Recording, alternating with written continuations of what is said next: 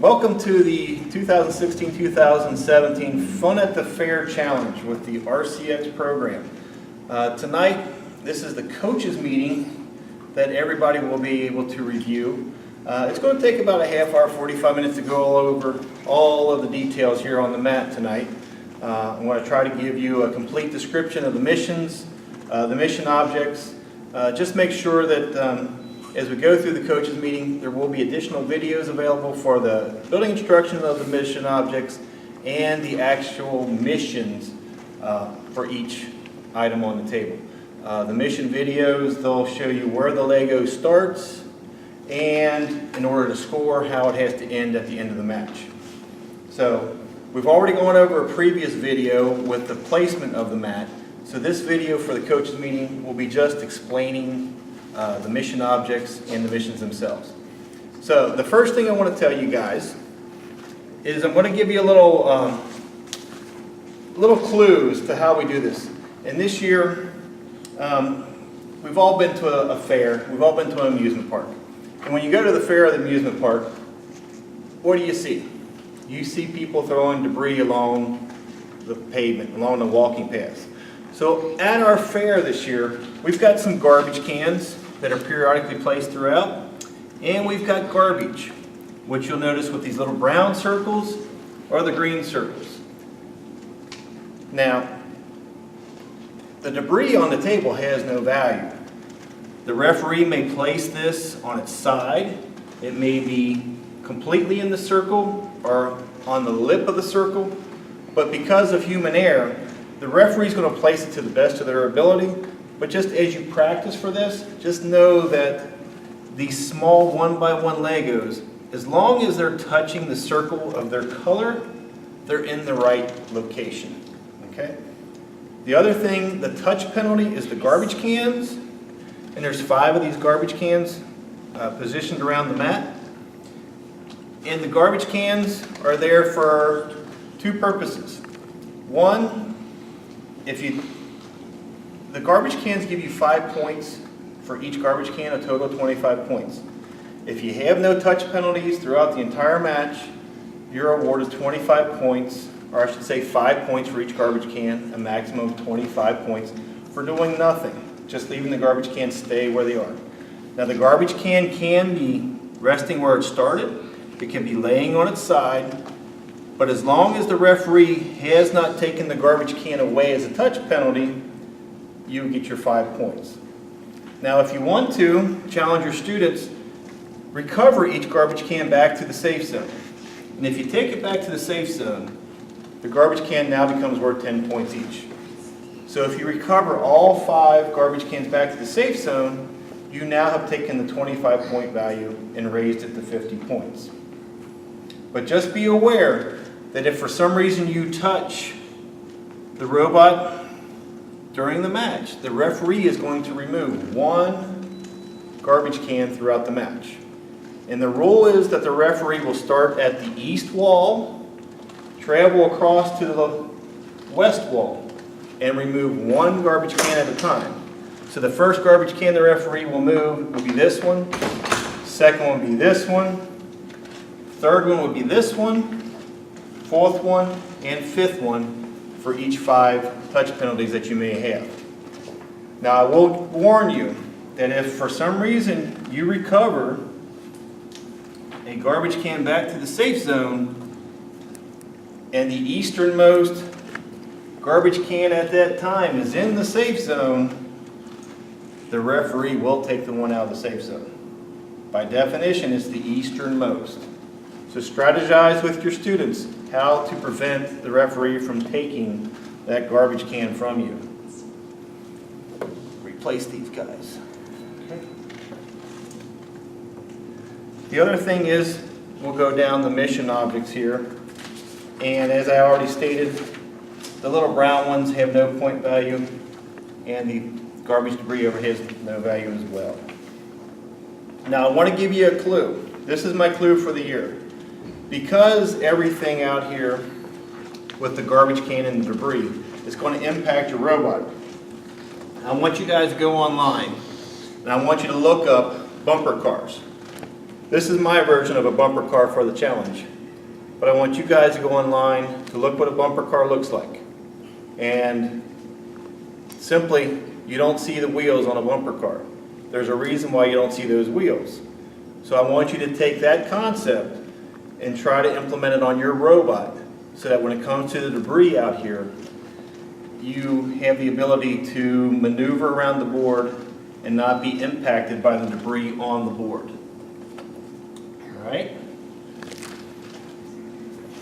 The next thing, we're going to start with the missions. And this is one thing that many coaches and many students overlook. In the general rules, the safe zone is the outline of the black line, and your robot, imagine a dog, has 4 paws, a nose, and a tail. The 4 paws of the dog have to be inside the black line. The tail may stick out, or the nose may stick out, as long as it does not touch the mat on the outside.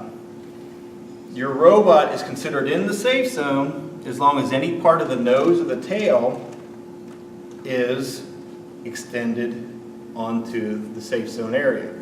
So when you look at missions 1, 2, and 3, and check the general rules because it's in there, you cannot act on any mission object as long as your robot is considered in the safe zone. Imagine the dog with the tail. If the dog walks away, but his tail is still over the black line, he's in the safe zone, so you cannot act on any of the mission objects. If you have any questions, there's a Q&A on the website that you can put some a question on there, and some other coaches have already made those questions, and I've replied to them. But just know, follow the general rules, and don't act on any mission object as long as your robot is still in the safe zone. So we will start now with mission 1. Now mission 1 is the fair entrance. And as you see it here, you have 2 opportunities to score. You've got a door here and a door here. You have to open the door so that the door passes the red. Now, any part of that door that passes red will score. So for each door that opens, you'll receive a score of 20 points. All right? The next mission, and my wife likes this mission because she likes whack-a-mole at the fair. She beats me all the time. You're going to notice, I should stop and say real quick, that when you go to the fair, the games are all in a booth kind of area. So they're all basically enclosed. So you're going to notice that there's an enclosure around every mission object. All right? So most of these mission objects, when you perform the mission, the task is going to require you that all the mission objects stay within the booth area to score. So follow the mission rules to know whether or not the object can leave or it has to stay. Okay? So that brings me back to the Whack-A-Bot. You're going to notice that you got the yellow walls. And all you got to do is move the bot. It doesn't matter if the bot gets moved so it stands straight up, lays on its side, lays on its back. It doesn't matter. The only thing is, when you move it, it has to move so that the bot touches the yellow line that's on the mat. For each bot that's moved and touches the yellow line on the mat, you'll receive 14 points for a maximum of 42 points. Now, if your bot comes outside, obviously you cannot score there. It has to stay inside the booth area, and it has to touch the yellow line.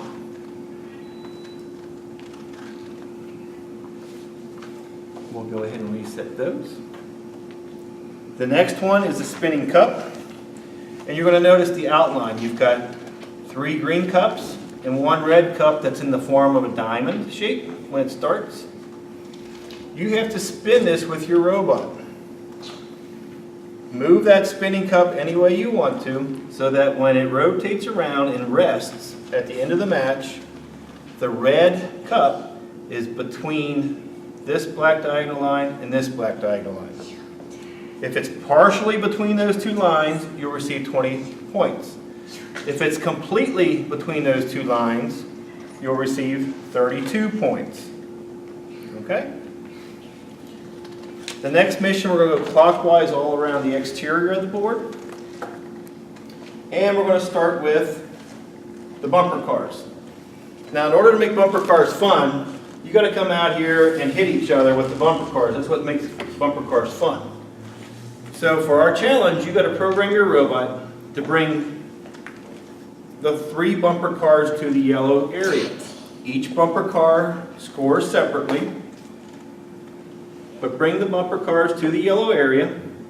For each bumper car that's in the yellow area, you'll receive 6 points.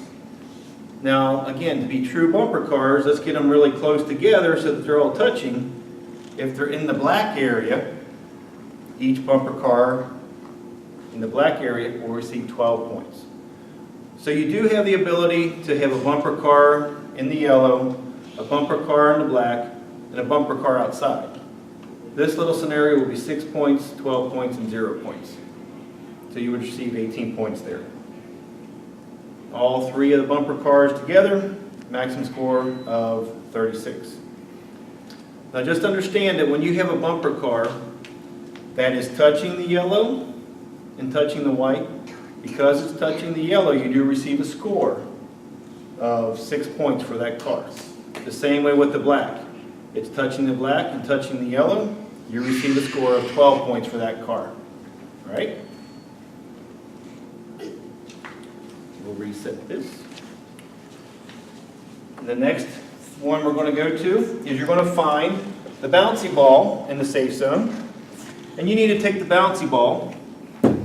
Wish I could have got a football, but, you know, the bouncy ball is a little easier for the robot to handle. So you're going to do the field goal toss. And you can either deliver the bouncy ball to the front area or the back area by the goal posts. The choice is yours. If you deliver the bouncy ball to the front area, receive 25 points. If you receive it to the back area by the goal post, receive 40 points. One thing to clarify with the field goal. When you open your set, you're going to notice a green Lego plate for your set. The competition will have a blue plate at the competition table. So if you're going to use color sensors or light sensors on this board, this Lego piece here is going to change between your classroom and the competition. So make sure you don't use a color sensor to read the green in your practice room, because it's going to be blue at the tournament. Okay? We'll return the bouncy ball back to the safe zone. Stay there. The next mission is the bowling ball roll. And you have to take the bowling ball and roll it up the little Lego mission object here. Now the axle that is in the center of the bowling ball must touch either the green area or the yellow-orange area. As you roll the bowling ball forward, if it touches the green area, you'll receive a score of 30 points. And if you're able to roll it further so that it touches the yellow-orange area, you get to receive a score of 50 points. Now notice that the green and the yellow-orange is only on one side. So wherever the axle is resting, that's the score you'll receive. If for some reason the ball is on a diagonal, and you believe that the left side, or I should say my right side, should read yellow, but the axle is on the green, you get a score of green. It's only where the axle rests that's on the side of the colors, green and yellow, orange. That's where the referee will read the axle and award the appropriate points. Okay? We will reset that one. The next mission is the Strongman. And this one's rather simple. At least I think it's simple. All you got to do is take and activate the hammer. Just bring it down. It should not rest at any point in the middle. It should easily come down. And if you get it down like that, you'll receive 30 points for that mission. The next one here is tip the bots. And this one's a little more difficult. What you're going to notice is you've got 3 different bots. And when you practice with them, lay them flat on the table so that they're nice and level. Okay? And then when you place them, you're going to place the black one to, as you're looking at it, to the right spot. You're going to take the red one with the short arms and place him in the middle.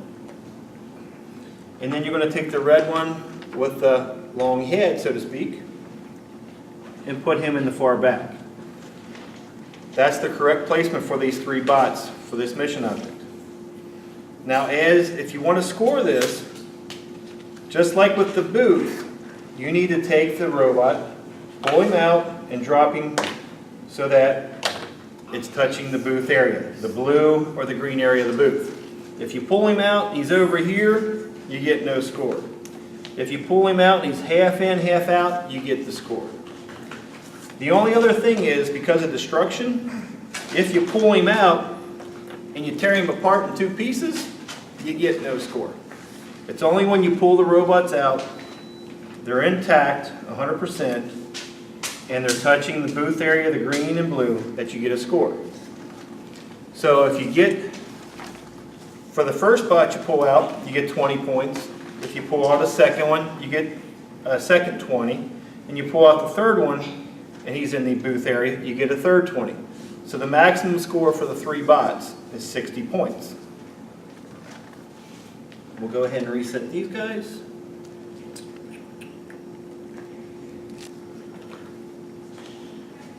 The next mission we're going to talk about is spill the milk bottles. And this one's frustrating for me at the fair. I can always knock the bottles over, at least 2 of them, but there's always one that rests on that round table and doesn't fall off, and they don't give you the prize. Well, this is the same way. You got to knock the 3 bottles over. They cannot touch the green circle. They have to be completely off of the green circle.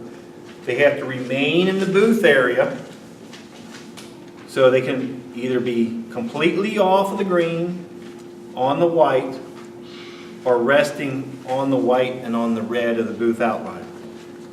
If all three of them have to be off to score. So you can't say, well, I got 1 off or 2 off. All 3 of them have to be off. And the other thing, when you set these up, the ones that are on the bottom, you want to set the Legos upside down. And then the third one on top, you want to set it right side up. That way it rests on there nice and easy. Okay? But again, make sure they're knocked over, not touching the green. So in this instance here, because the bottle fell out of the booth area, you would not get the score. You got 2 of them in the white and 1 outside the booth, so you would not get the score. All right? We will reset these guys. The next one, and we were going rounds for about an hour today on how to score this one today. All right. Each set, the Ferris wheel mission is the next mission, mission number 10 here. And you have to create your own Ferris wheel car. Okay? Your design is up to you. You can make it small, you can make it big, it's your design. But what you got to do, and there's 6 ways to score here, all right? You have to take a Ferris wheel car of your design, stick a minifig of your liking in the car, and not attach him, but he's got to be in the car and he cannot fall out. And then when you deliver him, you have to deliver the car to the yellow outlined area on the Ferris wheel. Okay?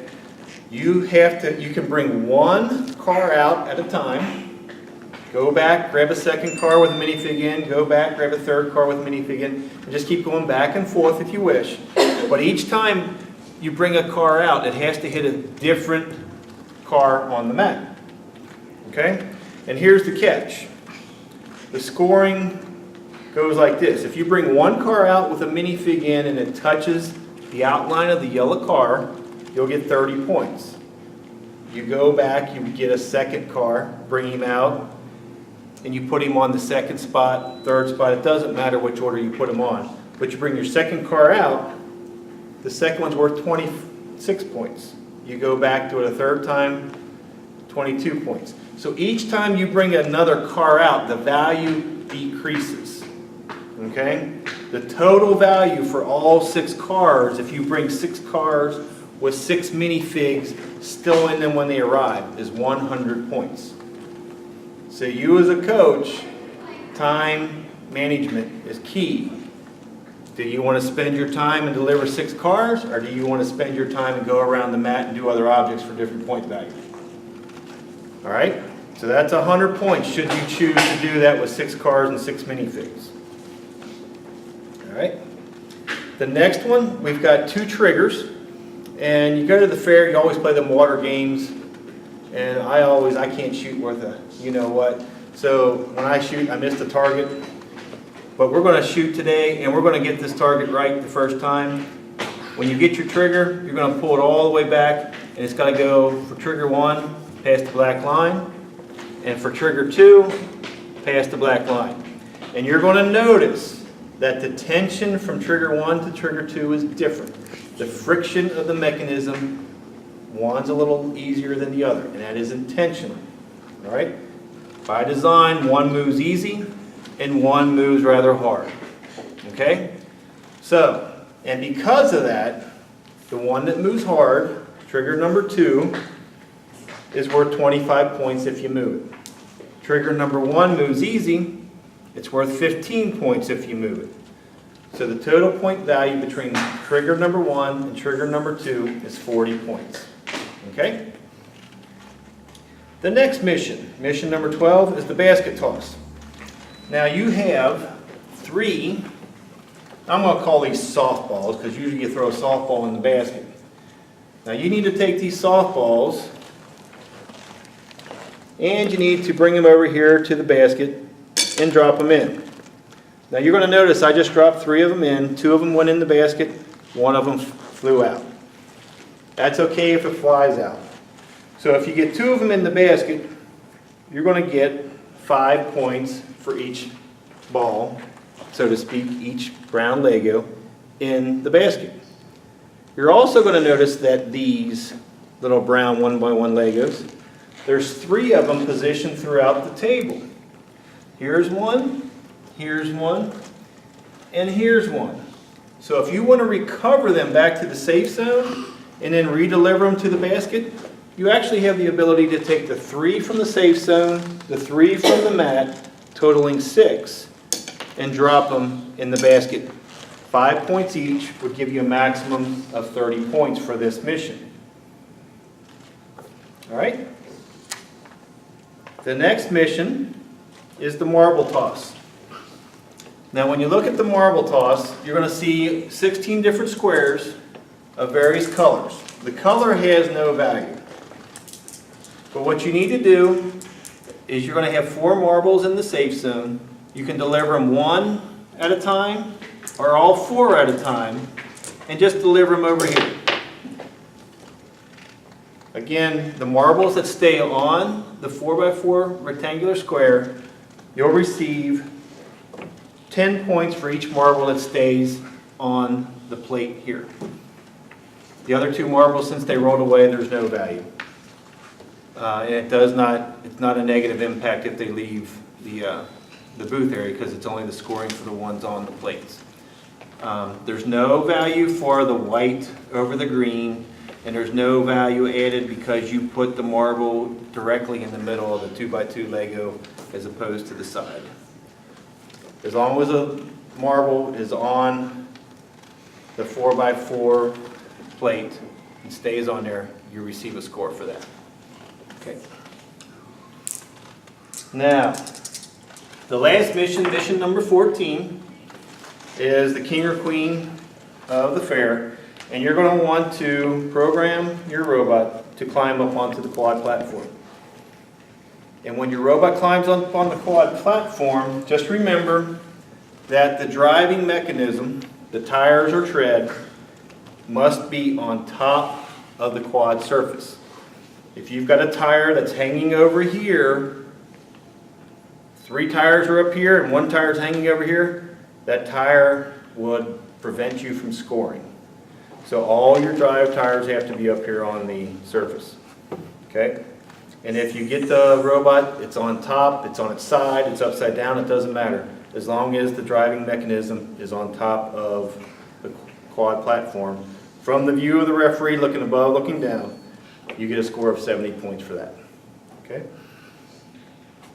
If for some reason your robot climbs up on the quad platform and a team from another table, their robot climbs up and pushes your robot off, the referee will still award you the points based on its performance before the other team pushed it off. There's going to be no penalty or no kind of combative activity from one table to the other. So as long as your robot climbs up here, you get the points that it should receive.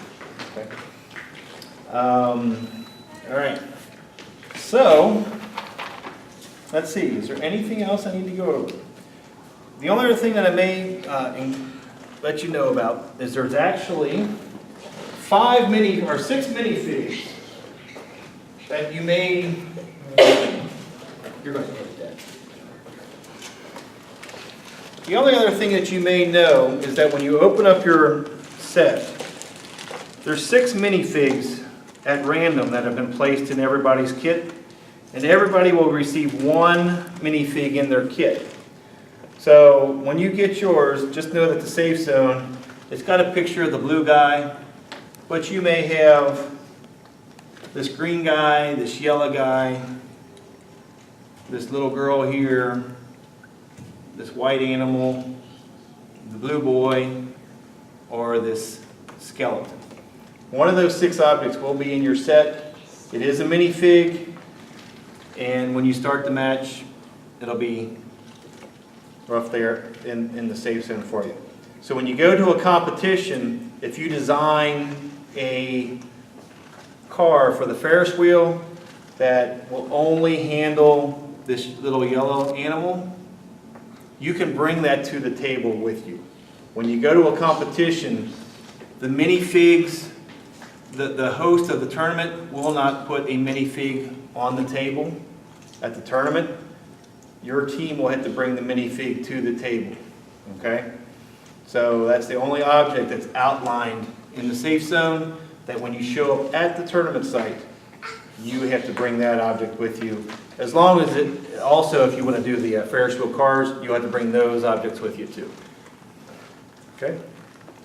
Now I believe that's it for the mission objects and the missions themselves. And I have a few people in the audience here, and if we have a couple questions, we'll just go over them real quick. Anybody got any questions? Yes, sir. On the milk, do they have to be on their side, or can they be standing upright? So if by some chance you take the milk and it's off the green table and it's still standing, that's good. Okay. Okay? As long as the 3 milk bottles are outside the green circle and inside of the booth area, you're good. And the back of the booth there is defined by the black line? Black line is, so the booth itself will go all the way to the wood board. Okay? The booth will go all the way to the All the way to the board. So if your object is on the black and completely on the black, that's part of the booth area. Okay. Anybody else? Don't be shy. So the Ferris wheel, it's not just the minifigure that you're dropping off. It's the car that you created. You But create that's- some kind of container out of Legos. But not 6 of them, right? You could do 6. Okay. So if your students want to just do 1, you strategize how you want to approach the board, and they want to bring 1 minifig out here and place him on the yellow, With the car. the car and the minifig inside. Okay. Okay? Just bring him out here. So if they want to do 1, they can bring him out as long as he's touching any part of the yellow, it scores. Or if your team's strategy to bring out 2, 3, 4, or 5, or 6, you guys would have to bring 6 separate cars and 6 separate minifigs to the tournament. And will they all sit in here? Well, what will happen is at the tournament, there's actually an extension of the safe zone. So there'll be a chair or a table sitting out here that the students can take their robot, the attachments, and different objects in and out. So this area here, as the kids perform throughout the match, the referees understand that the kids may be putting stuff that's rest out here for a brief second. Now they can't use that as a storage area. The referee will ask them to put it back to the table or the chair. But if they have an arm, let's say that they're taking off the robot, and they want to sit it out here, reorient the robot, press go, or whatever you want to do, and then take that arm and put it behind the table on their little chair back there, that's good. And that goes the same way with the mission objects. As they recover different objects, if they want to move them out of the safe zone so that the robot can fit in there and safely maneuver, they can take any object and put it on that table. Okay? Doug, can you explain the other black lines on the board? Okay. Well, the black line is basically an extension of the board that go around the table. Okay? So when you first set up the mat, the black line on the north wall and the black line on the east wall will actually touch firmly, not rolled up, not rolled under, but touch edge to the boards on the east wall and the north wall, which on this board you're going to notice a gap on the south wall and the east wall. So when you place your mat, just know that if there's a gap, the gap should be on the south wall and the west wall. And likewise, if there's not a gap and the mat is rolled up, like there's too much, you're going to take a knife along that edge and cut that area away. The quad is the common area, so therefore all four boards together, these two walls are common with other adjacent boards. So this mat has to match this mat, has to match this mat, kind of deal all the way around. And then I think to further explain what you want with the black line, when you think of the safe zone, there's a definition for the general rules. The outside line is the limits of in and out for the safe zone. But as you work around the board, the black line is just there to kind of help with light sensors and whatnot, kind of go from the side rail down to the mat. And as you look on the mat and you've got these booth areas, many of them got a black edge that goes around which defines that booth. Well, when you look at the perimeter black line, it's 1 inch wide. This booth, for example, here for the field goal toss, you got brown and yellow in color. That black line goes all the way back to the wall. So even though the yellow turns into that black 1 inch line here, if for some reason, well, let's do this. Since we did the milk bottle before, if the milk bottle is in that black area is still considered part of the booth, okay? And for the black line, there's really no other ones that would impact. But like over here with your Whack-A-Bot, if you look at the yellow line where it has to be, if it's touching that booth and the yellow line both at the same time, the students would get the award for being on the yellow line and score that one. Is there any significance to the thicker black lines other than maybe? Actually, the black lines are all the same thickness. They're all 1 inch, okay, except for the ones that are perimeters around the booth. And that's just for optical. These black lines are more to orient your robot. The side wall is to orient the robot, where these are more cosmetic, okay? And then sometimes I may throw something out there to distract too. I have a question back to the Ferris wheel. Does it matter which yellow that you put it on, or does your first one have to go in a certain? Anyone. You've got 6 choices. So if you wanted to do just one yellow or one Ferris wheel car, and for whatever reason your strategy is to put it right here, that's fine. And then if you do subsequent ones, whatever you and your students feel is necessary, just put them on the yellow chair that they want to sit at. Okay? Anything else? Does that mean I did a pretty good job? All right.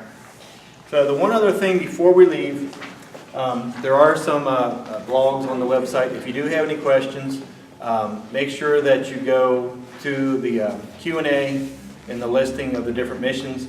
go to the right, click on the Q&A section, it'll send you to the blog for that mission, and questions from yourself and other coaches, I will reply usually in a day or two to the answer.